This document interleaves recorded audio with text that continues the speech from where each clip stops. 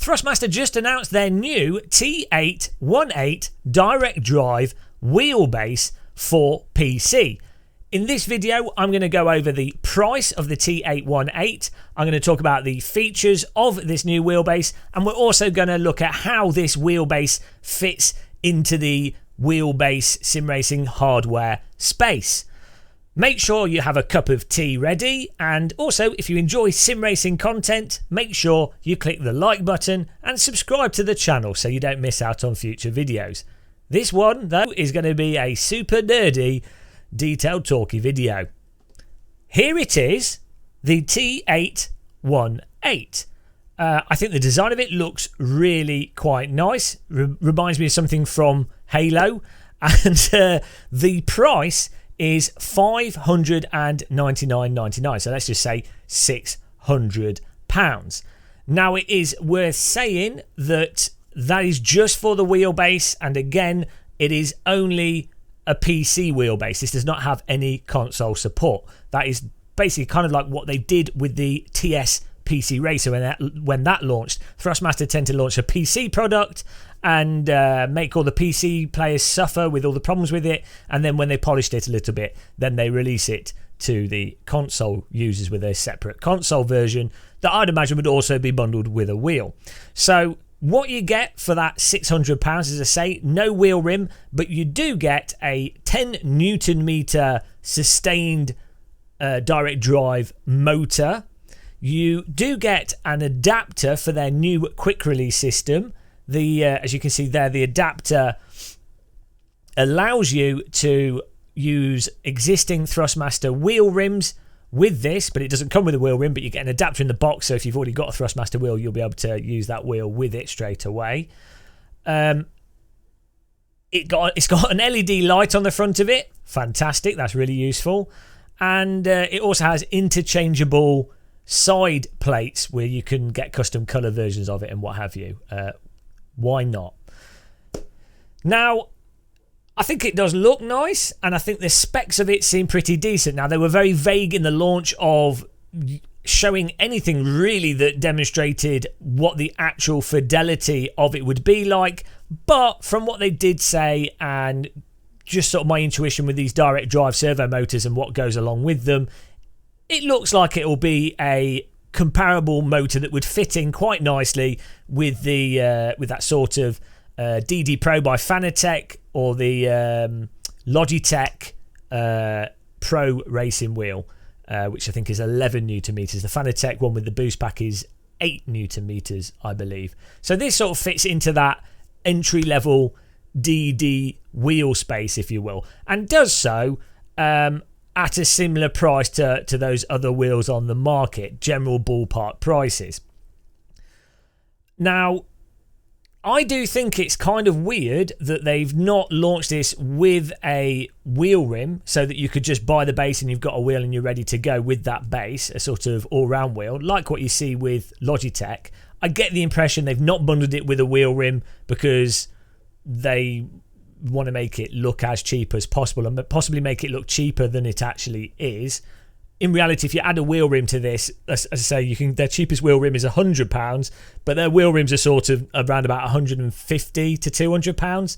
Thrustmaster actually do have quite good value for money relative to quality wheel rims, but that's another £150, so you're talking sort of £750, £800, and then once you've added the wheel to it, you're then getting into the price bracket of the Logitech wheel. I'll talk about later how I think this stacks up directly with those wheels and which DD wheelbase and wheel solution I personally would buy, depending on what budget. But yeah, it looks like a reasonably decent product for the price that it's at. Now, the quick release that it has on it is a little bit weird, I think, in how it operates. Part of me could see that quick release potentially having issues over time, but there's no way to really know unless you were to actually use it. In their demonstration, it looked reasonably solid. It didn't look as if it had any glaring problems with it, but they showed it coming up, taking the wheel on and off quickly. But the thing with a quick release, it's not really about the speed at which you can add it on and off the wheelbase, which might be important in a real car. In a driving sim, It's more about being able to do it in a way that doesn't take ages, but it's more about it just being absolutely rock solid and then reliable over long periods of time. So it's hard to really draw any conclusions of that from their launch of the wheelbase. Another thing that's worthwhile saying, actually, that's really weird, in their launch, they kept going on about this unfiltered power, saying that they don't need any filtering on the wheelbase because the motor's so smooth or something. This just comes across to me as complete marketing BS, in that you might not need a filter, but that might be because they've applied the filtering could be done on the hardware level. So the way the DD motors work is that you have coils that have electric going through them that then moves, causes a magnetic field that then moves the motor. If you had no design in how you do that to mitigate cogging, you would inevitably feel the motor. You can do that on the hardware level or through the way the power is delivered to the coils. Also, the coil design is also important. There's all loads of things there, but it's not necessarily a bad thing to have it so that the coils that the coils don't filter that out, that feel of it, and that the software filters it out. It doesn't make any difference. At the end of the day, as long as you've got enough dynamic range there in the force feedback for the player, and it's relatively smooth and also detailed, it's totally fine. You can turn the filter off the Fanatec wheels to the point where you can feel like the actual stepping of the signal from the driving simulator with simulators that have a low frequency. So it's nothing really special, and it's not really a bad thing using a filter. They kept going on about this unfiltered thing as a marketing point. It really shouldn't be a marketing point. The wheel... Another aspect of why this shouldn't be a marketing point is that the very low-end, high-frequency stuff that you typically filter out is normally stuff like toothbrush-like vibrations or very, very little high-pitched vibraty type stuff that you don't feel in a real car wheel and aren't that useful for driving. The things that you drive from are variations in sustained forces. So this whole unfiltered stuff is just a load of marketing BS, really, as far as I can see. Because if it was true, then you'd be like, well, all wheels should be unfiltered. Clearly Simucube, Fanatec, every other wheel clearly actually works fine in that regard. So I don't know what they're on with that. All these marketing terms, optimize angular acceleration.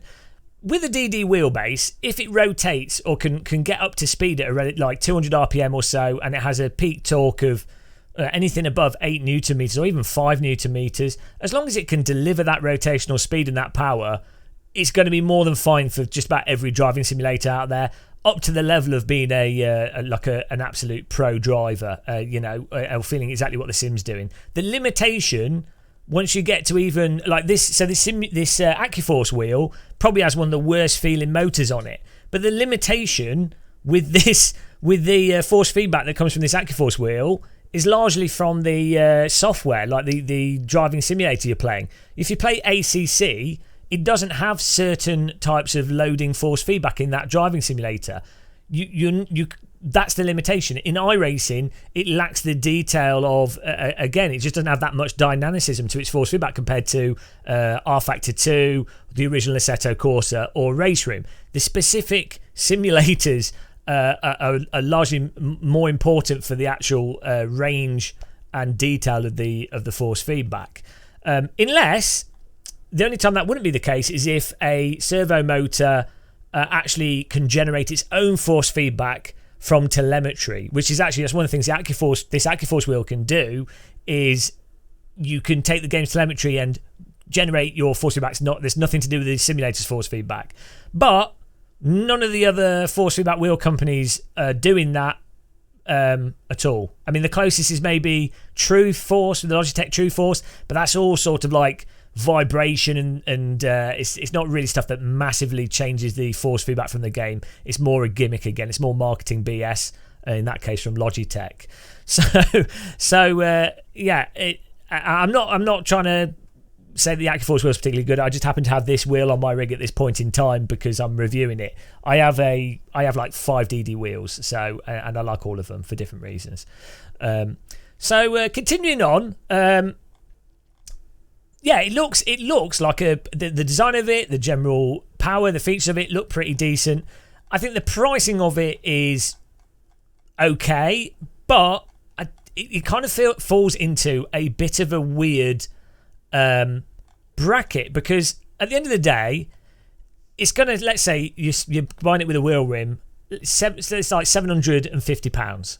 Okay, if you are someone that can afford £750 of disposable income, you are someone that can save up and then buy something more expensive. Like, I think once you've passed like the £500 price point, you're not that price sensitive, in which case it doesn't really make sense to go for this ostensibly what looks more like a budget DD wheel, which then has wheel rims that are also more on the budget side relative to, say, the Fanatec wheel rims that are much higher quality and have many more features to them. And then from a perspective of simplicity, which again is sort of separate to price, if you're a consumer that just wants to buy something and not have to think about it, you've got the disposable income, you don't want to, you want to get the cheapest DD wheel that like high quality, as cheap as possible, that works well without having to think about it, which is a lot of people. In that scenario, you'd be swayed much more to go for like the Logitech, I think, where it's admittedly it's £1,000. So it's a few hundred quid more expensive than the Thrustmaster, but you get a really good all-round wheel rim with that Logitech wheelbase. So you don't have to think about, what adapters will I need to get? Do I need a previous wheel? Do I need to add this into my shopping trolley? Do I get that? Do I get, you're just like, well, it's £1,000 to buy that, and Logitech will send it to you. With Thrustmaster, it seems a little bit like they're missing the convenience component of it, but they're also too highly priced to be in the price-conscious component of the consumer market. I think if you're spending even, and it just does apply to Logitech as well a little bit. If you're spending over £1,000 or you're getting up to £1,000, I would kind of be like, you've got that degree of disposable income. You've obviously got a job that's providing you that disposable income. Surely you would then, and you obviously are passionate about sim racing and putting a lot of time into it because you're buying expensive equipment. You probably also have nice pedals and a sim rig or something. You're not just paying on a desk. Surely you get to a point where someone would go, well, okay, in that scenario, you're going to go for like a Simucube or something with a custom wheel rim, because you're not really a particularly price sensitive consumer. You're going to be looking for the best type solution.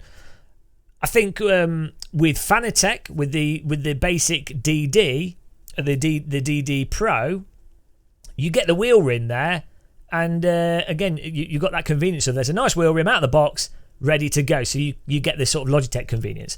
I'm not sure if that's particularly clear what I said there. Hopefully it is. But this kind of doesn't fit into the cheap bracket. It doesn't really fit into the mid bracket particularly, and it doesn't fit into the super duper high end bracket. Now I will say, and this also applies to Logitech and maybe less so to Fanatec, the Thrustmaster have a long history of launching products at a price that's a lot higher than what the product actually ends up being when you find it in retail. So when this starts ending up on things like Amazon potentially in the future, or retail shelves, when they do like Black Friday sales, you can often get Logitech's and Thrustmaster stuff 20, 30, even 40% off this original retail price. Now it doesn't always happen, and it probably will happen a lot less with these types of products, but that is something to keep in mind. Whereas the Fanatec products, they do aggressive sales occasionally, but nowhere near as consistently as Logitech and Thrustmaster have done. Also, we're saying with the Logitech DD, the pro racing wheel, they had a student offer where it was already like 20-30% off. I guess they just removed the tax off it, but it shows you that they can actually still sell that product and accommodate that, and they've got margin there. Thrustmaster, with other products, have also sold stuff for cheaper in the past than their original RRP. So what really defines this product is the actual price of it moving forwards, not necessarily this launch price. So it's an interesting product. Personally, I'm really glad to see more direct drive wheels on the market, and I really want to see price wars between Fanatec, Logitech, and Thrustmaster with these equipments, because a DD wheel, if you've not used one, it really does transform any driving game you play with it. Even driving sims that don't have the best of force feedback, it does make it more precise, more smooth, generally just easier to drive, more intuitive, and it does allow your driving simulator to your wheel to stay in time with the simulator in terms of wheel rotation speed, such that it's much closer to how real world cars tend to operate. And with any wheel over like 5 newton meters, but especially with like 10 newton meters, it gives you a lot of range there to ironically add some smoothing or do different things to it, or have different strength in game force feedback, do whatever you want to do to get the wheel to feel how you want it to feel. So, you know, it's nice to have more of these on the market, and DD wheels are absolutely fantastic.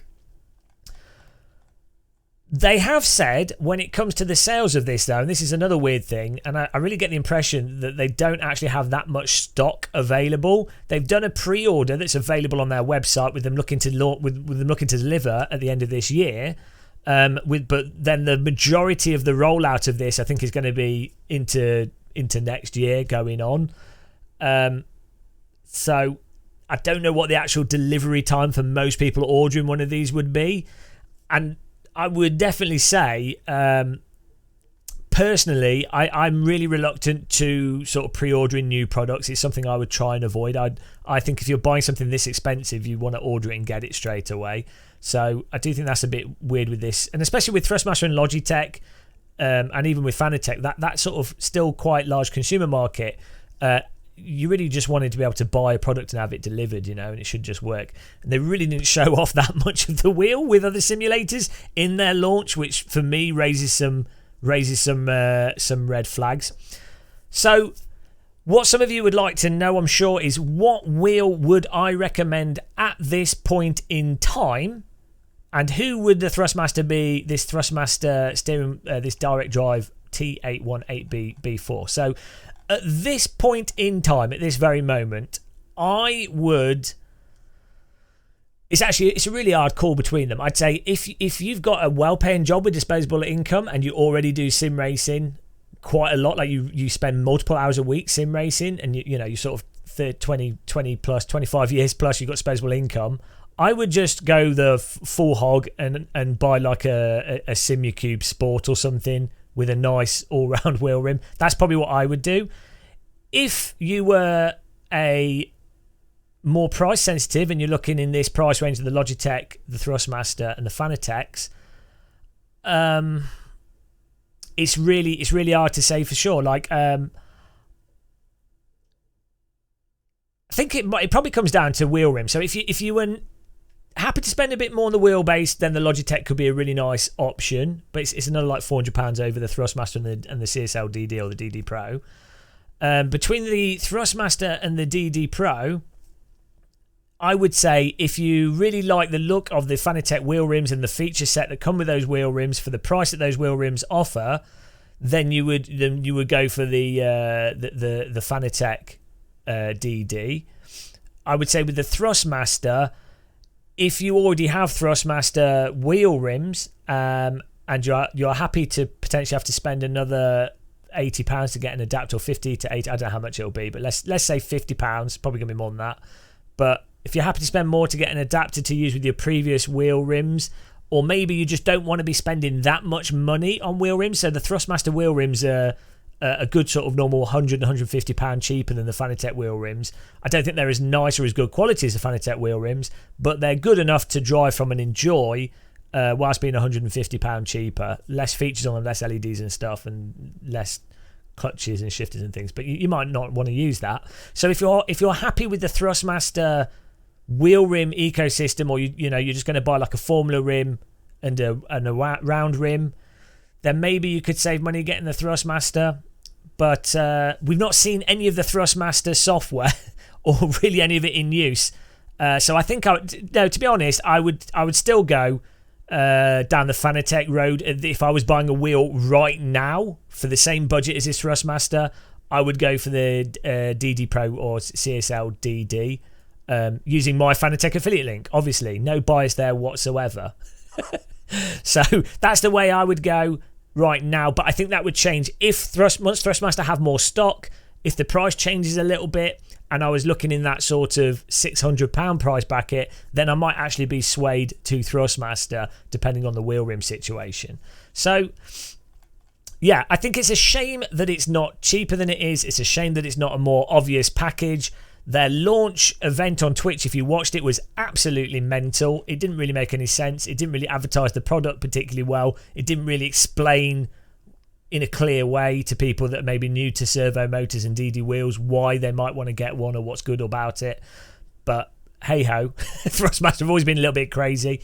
There you go. That is my meandering thoughts on the new Thrustmaster T818. Let me know what you think in the comments. I might do a follow-up video where we can more concisely address questions that people ask and answer those questions. But until then, thank you very much for watching this. Sorry it rambled on. You probably needed 3 cups of tea. But thank you very much for watching. Until the next one, happy tea drinking, even more tea drinking. And goodbye, guys.